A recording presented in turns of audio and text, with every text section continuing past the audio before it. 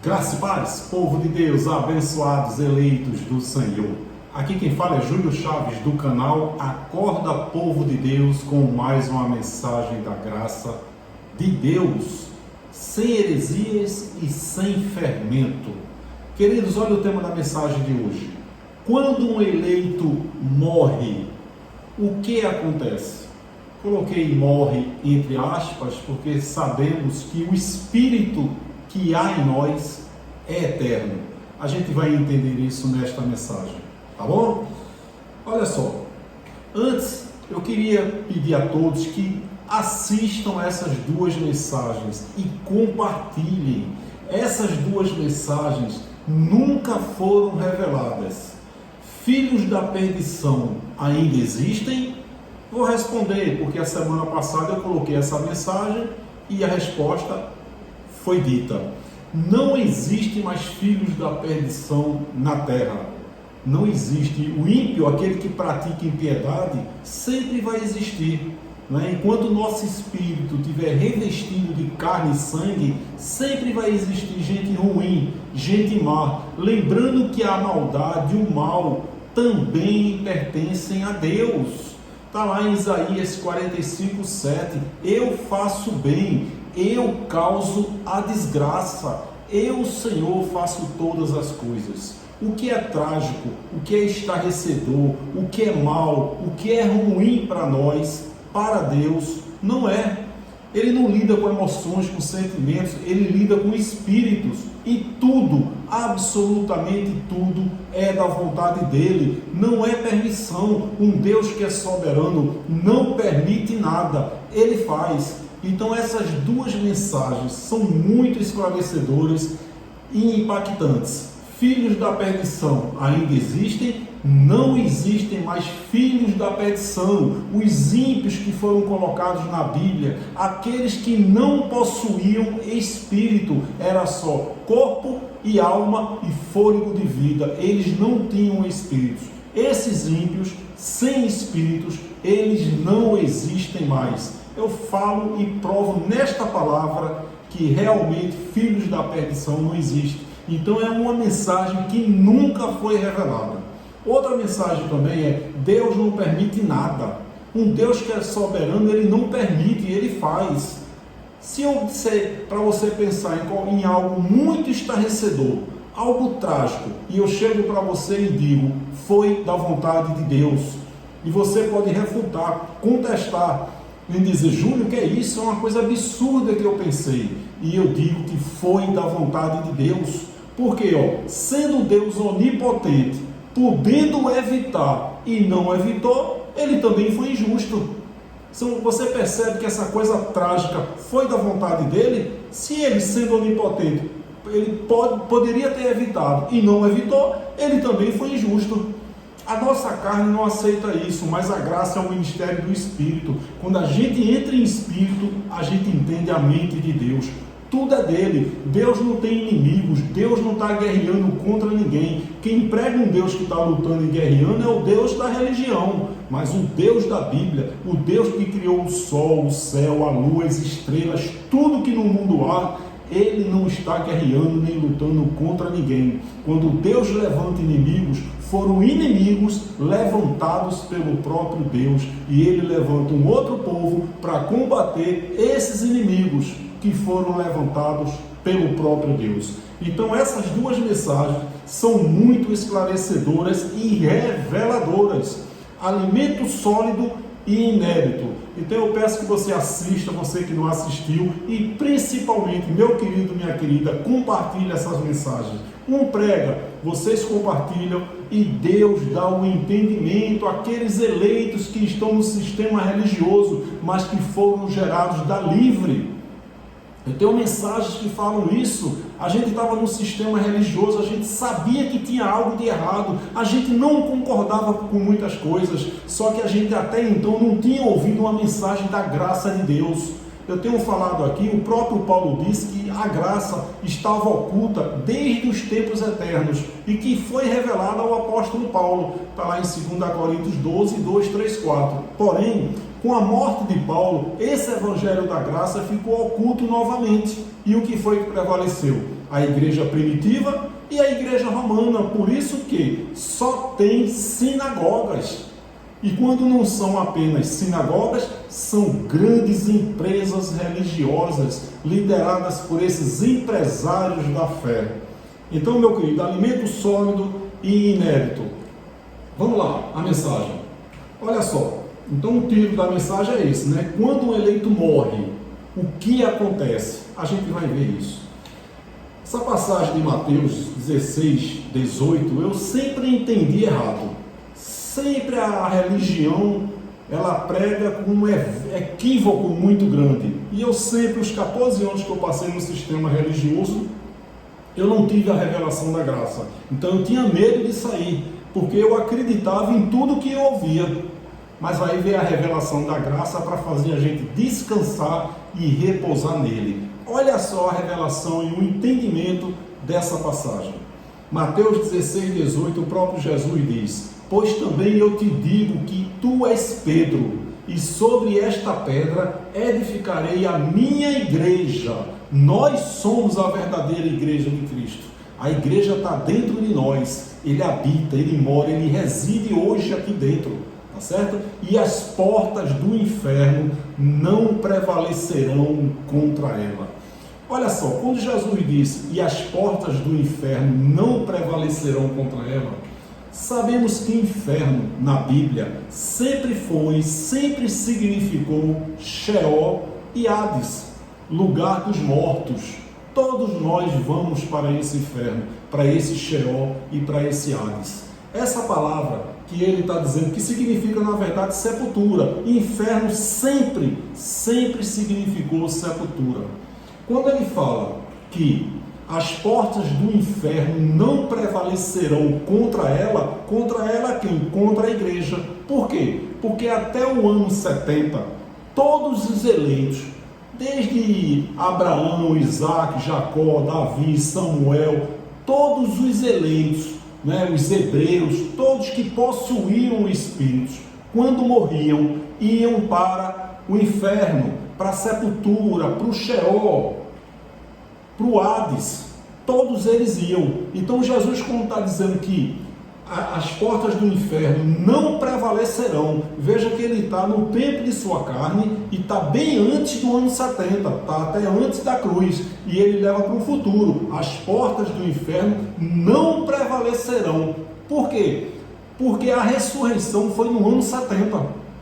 Todos os eleitos de Deus que morreram, Moisés, Arão, os hebreus, Abraão, Isaac, Jacó, Davi, todos eles morreram e dormiram, descansaram. Ou seja, a porta do inferno, da sepultura, prevaleciam sobre eles, porque eles ficavam presos, retidos num sono profundo. O espírito adormecia, ou seja, a porta da sepultura, a porta do inferno estava prevalecendo. Por quê? Eles morriam e eram presos, dormiam, estavam mortos. Sob o quê? A porta do inferno, da sepultura, eles estavam lá. Quando Jesus dizia, as portas do inferno não prevalecerão, depois do ano 70, todos esses espíritos ressuscitaram. Então, depois do ano 70, as portas da sepultura, do Hades, do Sheol, do inferno, não prevalecem mais. Glória a Deus! Um eleito de Deus, depois do ano 70, hoje e sempre, toda vez que ele morrer, o Espírito que está nele, em mim e em você, ele vai voltar, retornar para Deus, desta vez com um novo corpo glorioso igual dele. Ele não vai ficar no inferno, na sepultura, no Sheol, no Hades. Não, as portas da sepultura não prevalecerão mais. Glória a Deus por essa palavra, não é verdade? Então nós sabemos que inferno na Bíblia sempre foi sepultura, Sheol, Hades. E Jesus em Mateus, quando ele fala de inferno, ele está se referindo ao Geena, que é o que? Era um lixão, um crematório que havia nos arredores de Jerusalém, por trás das muralhas de Jerusalém. Hoje esse lixão Esse crematório é um ponto turístico de Israel. Nesse lixão crematório, no Geena, as pessoas eram jogadas mortas e animais, se jogava enxofre, os vermes brotavam e o fogo não se apagava. Esse inferno que Jesus falou significa lixão e um crematório que havia nos arredores de Jerusalém. Interessante que Jesus fala de inferno. No antigo pacto não existe inferno, existe Sheol e Hades. Então dá a impressão aí, acompanhando o raciocínio do sistema religioso, que quem fez esse inferno que a religião prega foi Jesus, porque até então ele não existia, né? Então Jesus, antes de vir ao mundo do Espírito participar de carne e sangue, ele disse: não, calma aí que eu vou fazer um inferno, um lugar de tormento.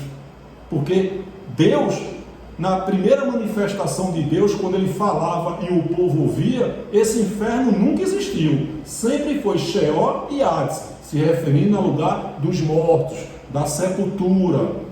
Então, quem falou de inferno foi Jesus, mas ele se referiu a esse Geena, esse lixão e esse crematório. Olha só o que diz João 11, 14, 4 a 6, falando ali de Lázaro. Olha só, e Jesus, ouvindo isto, disse: esta enfermidade de Lázaro não é para a morte, mas para a glória de Deus, para que o Filho do homem, Jesus, seja glorificado por ela. Ora, Jesus amava a Marta e a sua irmã e a Lázaro. Ouvindo, pois, que estava enfermo, ficou ainda 2 dias no lugar onde estava. Agora olha, João 11, 14, 23, 24, 43 e 44. Eu fiz um resumo dessa passagem. Assim falou, e depois disse-lhe: Lázaro, o nosso amigo dorme, mas vou despertá-lo do sono. Para Jesus, ele estava dormindo, ele estava na sepultura. Entendeu? Aí, então Jesus disse claramente, eles não estavam entendendo, Jesus disse: Lázaro está morto. Disse-lhe Jesus: teu irmão há de ressuscitar, disse a Marta. Disse-lhe Marta: eu sei que há de ressuscitar na ressurreição do último dia. Olha só, ela já sabia que Lázaro iria ressuscitar no ano 70. Esse último dia foi no ano 70. Aí Jesus disse, e tendo dito isso, Jesus clamou com a grande voz: Lázaro, sai para fora, e o defunto saiu. Ou seja, Lázaro teve o desprivilégio de morrer 2 vezes. Várias pessoas na Bíblia foram ressuscitadas, né? Tabita, Pedro orou e ela ressuscitou, ou seja, teve que morrer de novo. E todos ressuscitaram no mesmo corpo. Porque se fosse ressuscitar em outro corpo, aí seria reencarnação. Isso aí é religião, isso não existe na Bíblia, né? Vamos ver uma passagem de Paulo, que Paulo fala, é uma passagem maravilhosa de Paulo, 1 Coríntios 15, que ele fala, né, que a semente, né, tem que morrer para outra brotar. É muito maravilhoso esse texto de Paulo, quando ele fala, 1 Coríntios 15, 43 e 44, diz assim, olha só: semeia-se em ignomínia, desonra, semeia-se o corpo, a matéria, em desonra, ressuscitará em glória. Só que essa ressurreição que Paulo está falando aí ainda não havia acontecido, foi antes do ano 70. Ressuscitará em glória. Semeia-se em fraqueza, enterra o corpo em fraqueza, ressuscitará com vigor, com poder. Olha que maravilha! Semeia-se o corpo natural, ressuscitará o corpo espiritual. Se há corpo natural, há também corpo espiritual. Meu querido, você não é isso que você vê no espelho, não. Você não é carne que possui um espírito. Você é espírito que possui uma carne. Se você entender isso, jamais você vai aceitar ser chamado de pecador, de verme de Jacó. Você não vale nada, porque o sistema religioso usa essa estratégia de nos apresentar em carne. Você não é carne, você é espírito, você é um ser do céu. Paulo vai falar isso. Olha o que ele diz aí no 45, 44 e 45. É semeado um corpo natural quando enterra, e ressuscita um corpo espiritual. Se há corpo natural, há também um corpo espiritual. Eu repeti aí o versículo, né? Agora o 45. Assim está escrito: o primeiro homem, Adão, tornou-se um ser vivente. O último Adão, que é Jesus, espírito vivificante. Olha aí, 46 e 47. Não foi o espiritual que veio antes, mas o natural, Adão, primeiro Adão. Depois dele, o espiritual, o Jesus, que o próprio Deus, ali que se fez carne. O primeiro homem era do pó, da terra. Viu aí que Adão não tinha espírito, ele era um ímpio. Por isso que Deus usou um ímpio que não tinha espírito para que o pecado entrasse no mundo, porque Deus não ia permitir que o pecado entrasse através de um eleito. Então ele fez ali Adão, pó da terra, para que o pecado entrasse através dele, porque a desobediência de Adão foi da vontade de Deus. A desobediência. Por acaso Deus queria que o mundo fosse um paraíso e ele não conseguiu? Não. Os planos de Deus estavam ali todos sendo concluídos e começou por Adão. Porque se Adão, eu tenho falado isso, se Adão literalmente desobedeceu a Deus, se eu fosse Deus, matava Adão, matava Eva e trazia os dinossauros de volta. Porque o Deus ele errou, não é? Ele não conseguiu. A primeira criatura dele já fez com que cometesse uma transgressão contra ele. Ou seja, ele não conseguiu colocar em prática aquilo que ele quis. Ou seja, a primeira tentativa dele foi inútil, foi um insucesso. Ele não conseguiu. Ele eliminava Adão e trazia os dinossauros de volta. Mas não, a desobediência de Adão foi da vontade de Deus. Olha o que diz aí, o 48 e 49. Os que são da terra são semelhantes ao homem terreno. Está vendo aí? Os que são da terra. Está falando sobre os ímpios, aqueles que não possuem espírito. Os que são do céu, ao homem celestial. Assim como tivemos a imagem do homem terreno, a imagem da carne, teremos também a imagem do homem celestial. 50 e 51. Irmãos, eu lhes declaro que carne e sangue não podem herdar o reino de Deus, nem o que é perecível pode herdar o imperecível. Eis que eu lhes digo um mistério. Nem todos dormiremos, mas todos seremos transformados. Veja que Paulo está dizendo isso. Ele até pensava que talvez fosse ressuscitar, que ele fosse morrer depois do ano 70, mas não, foi antes, porque todos aqueles que creram no Evangelho não passaram pela grande tribulação. Porque quando Jesus disse em Marcos 16, 15 e 16, ide por todo mundo de Israel, pregai o Evangelho a toda criatura. Quem crer será salvo, e quem não crer será condenado. Salvo de quê? Da grande tribulação. Todos eles creram, então eles não passaram pela grande tribulação. Eles morreram, eles dormiram e ressuscitaram no ano 70. O único discípulo que creu, mas passou pela grande tribulação, foi João, porque João foi uma promessa de Jesus, que disse que João estaria vivo na sua vinda. A vinda de Jesus, Apocalipse 1,7, que ele vai vir nas nuvens, ele já veio, ele já trouxe juízo, e todo olho verá. Todos os judeus ali que o mataram, que o rejeitaram, que o negaram, viram Jesus, que foi a destruição de Jerusalém, a destruição do templo. Jesus veio para Israel, Mateus 15, 24, eu fui enviado apenas, somente as ovelhas perdidas, os eleitos de Israel, e ele voltou como juiz de Israel. Está lá em Apocalipse 14, 7, é chegado o juízo. Tem versão que diz, o juízo chegou para Israel. Então, eis que lhe digo um mistério. Nem todos dormiremos, mas todos seremos transformados. Paulo está falando para ali, que os eleitos de Deus seriam arrebatados, transformados na ressurreição que foi no ano 70.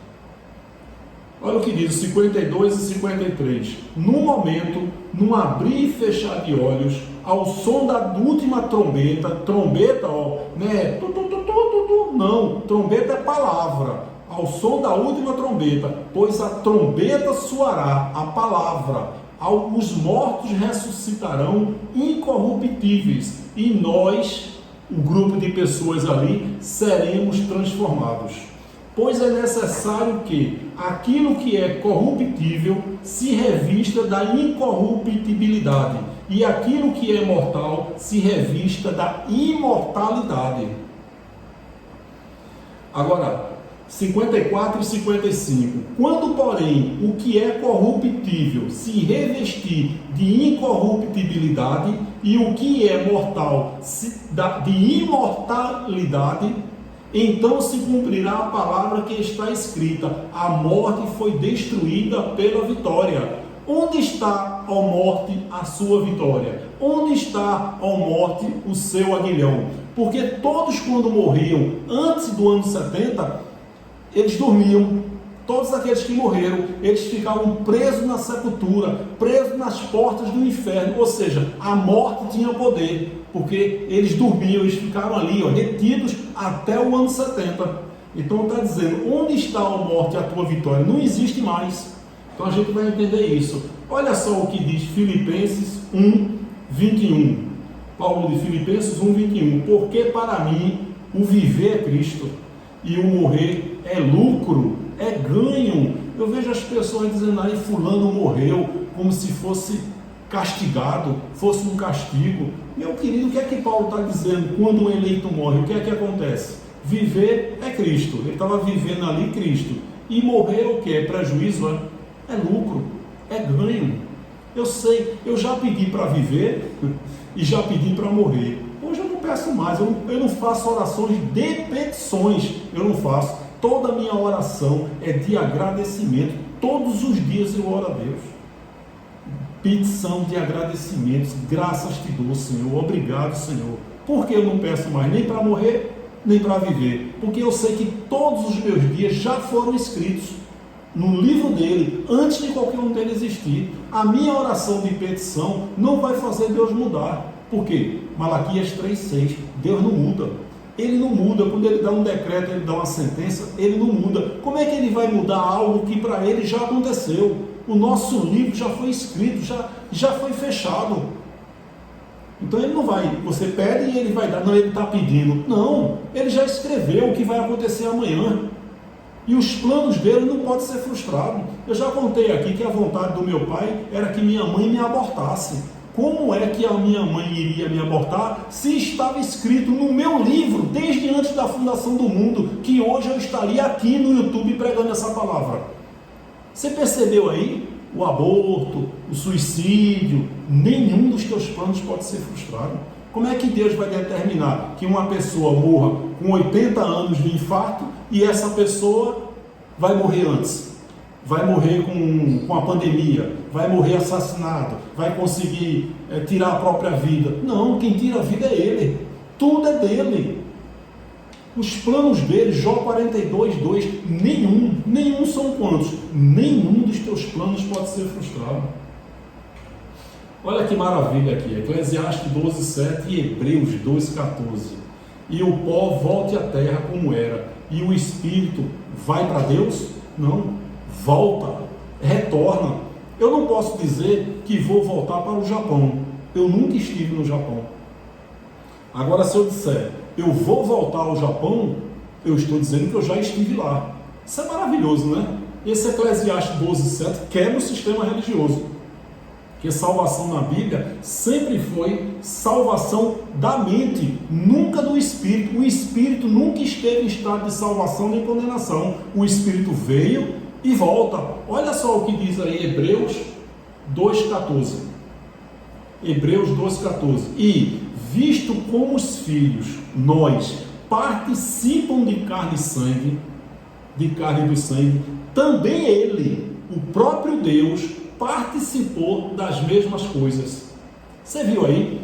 Deus, o próprio Deus, Criador do universo, Criador de tudo, Ele veio, participou de carne e sangue ali no ventre de Maria, e a carne dele foi revestida de carne e sangue através de Jesus de Nazaré. O Jesus de Nazaré, ele morreu ali na cruz, só que o Espírito do próprio Deus estava dentro dele. Ou seja, essa carne aqui, aí diz, e visto como os filhos participam de carne e sangue, ele também, ou seja, o Espírito que está em mim e em você, ele sempre existiu, e ele veio também, participou de carne e sangue no ventre de nossas mães. A minha carne foi do sexo masculino, minha mãe deu o nome de Júlio, esse Júlio vai para a sepultura, né, vai para o inferno, vai para o cemitério, vira pó, e o espírito intacto, virgem e sem gênero, esse espírito volta para Deus, retorna para Deus, Eclesiastes 12:7 e Filipenses 3:21, que ele terá um novo corpo glorioso igual ao dele. Glória a Deus por essa palavra. E visto como os filhos participam de carne e do sangue, também ele, o próprio Deus, participou das mesmas coisas, para que, pela morte, aniquilasse o que tinha o império da morte, isto é, o diabo, o pecado, a lei. Esse diabo de Hebreus 2,14 significa pecado e lei, é a mesma coisa, esses três são um. Os dois únicos propósitos da vinda de Jesus de Nazaré foi aniquilar o pecado, que significa diabo e lei, e salvar os eleitos da grande tribulação que foi no ano 70. Esses foram os dois únicos propósitos da vinda de Jesus de Nazaré. Olha só o que diz Hebreus 12:9. Além disso, tínhamos pais humanos que nos disciplinavam, e nós os respeitávamos. Quanto mais devemos submeter-nos ao Pai dos Espíritos para assim vivermos. Percebeu, meu querido, que você não é carne, nós não somos carne. Isso aqui, vai envelhecer, vai morrer e vai surgir uma nova semente espiritual imediatamente quando o eleito de Deus morre. Quando acabar a nossa missão aqui, todo o espírito ele veio com algum propósito. Pode ser um propósito de um mês na barriguinha da mãe, pode ser um ano, pode ser 10 anos, 50 anos, 10 anos, 100 anos. É o propósito, é o tempo do Espírito que ele escreveu como vai ser arrebatado. Pode ser um infarto, pode ser uma pandemia, pode ser uma bala, pode ser o que for. É ele que diz, é ele que escreve no livro dele o script. Tudo já foi determinado, tudo já foi escrito. Então veja que esse texto aí diz que ele é o Pai dos Espíritos. Nós não somos carnes, você é um espírito lindo e perfeito. De repente você aí não aceita a sua carne, se acha muito alto, muito baixo, muito gordo, muito magro, você tem alguma deficiência, alguma anomalia, você aí perdeu algum membro, teve uma grande queimadura e você não gosta daquilo que você se vê no espelho. Meu querido, minha querida, você tem um espírito lindo e perfeito. A qualquer momento, esse espírito vai receber um lindo corpo glorioso igual ao dele. Você não é isso que está vendo, não. Você não é um corpo que possui um espírito. Você é um espírito perfeito, revestido de carne e sangue. Isso aqui é um invólucro. Eu não sou isso aqui, você não é isso aí. Nós somos espíritos. Olha só, Filipenses 3, 20 e 21. A nossa cidadania, porém, está onde? Nos céus. Nos céus, nós somos criaturas celestiais. Nós estamos aqui cumprindo uma missão de Deus. Estamos aqui de passagem. Nós sempre existimos, o nosso espírito sempre existiu. Ele veio, participou de carne e sangue, e ele vai voltar para a nossa cidadania, que não é na terra, não é aqui, é no céu.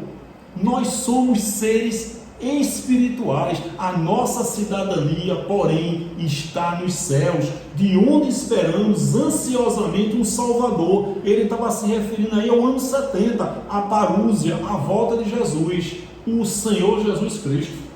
Agora olha só o 21, finalizo com esse. Pelo poder que o capacita a colocar todas as coisas debaixo do seu domínio, ele, Deus, transformará os nossos corpos humilhados para serem semelhantes ao seu corpo glorioso. Glória a Deus por isso.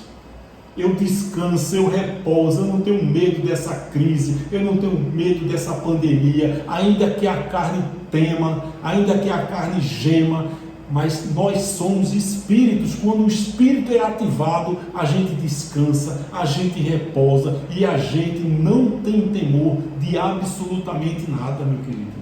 Glória a Deus por essa palavra. Você é um ser espiritual. Descanse, reine em vida todos os dias. Aquilo que o Senhor já determinou para você vai acontecer, e a qualquer momento, num abrir e piscar de olhos, você terá um novo corpo glorioso. Olha que negócio ruim é morrer.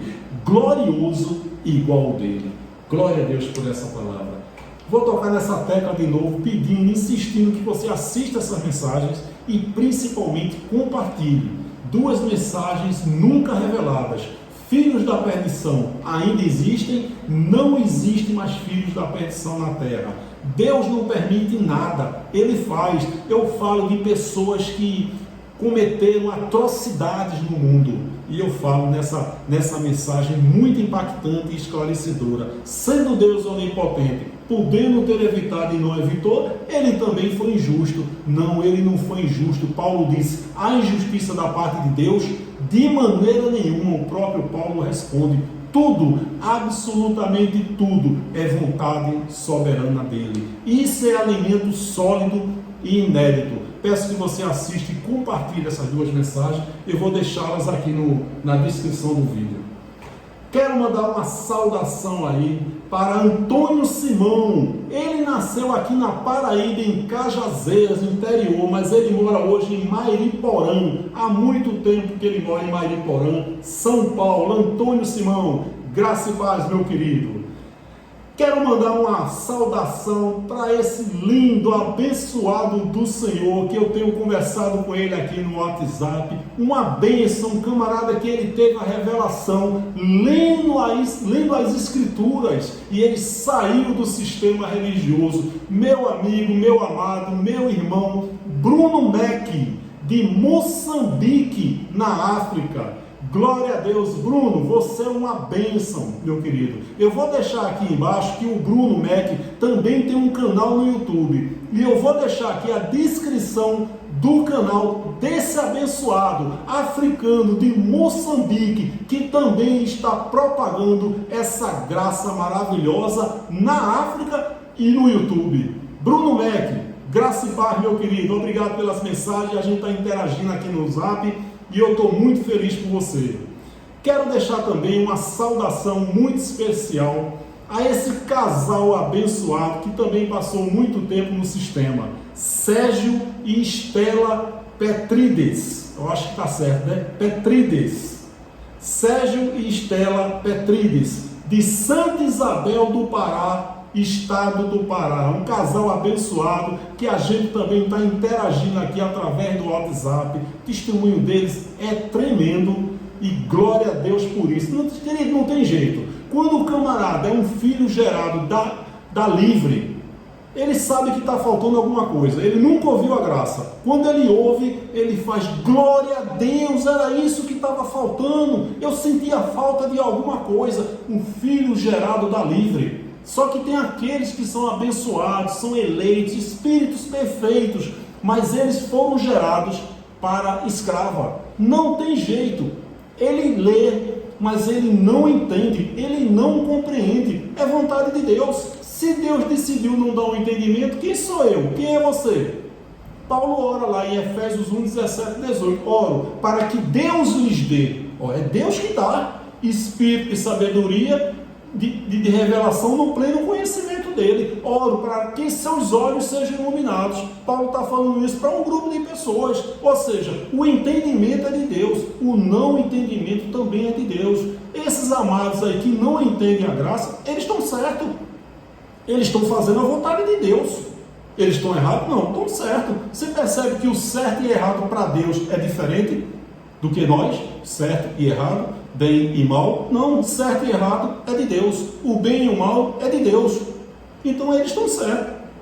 Então, Sérgio e Estela, Santa Isabel do Pará, Pará, graça e paz abençoados. E eu quero também finalizar aqui com a saudação. Seu Hamilton Anselmo tem 75 anos, passou 50 anos pastor do sistema religioso. Ele é de Florianópolis, Santa Catarina. E ele já está pensando aí em abrir um canal no YouTube e propagar o Evangelho da Graça.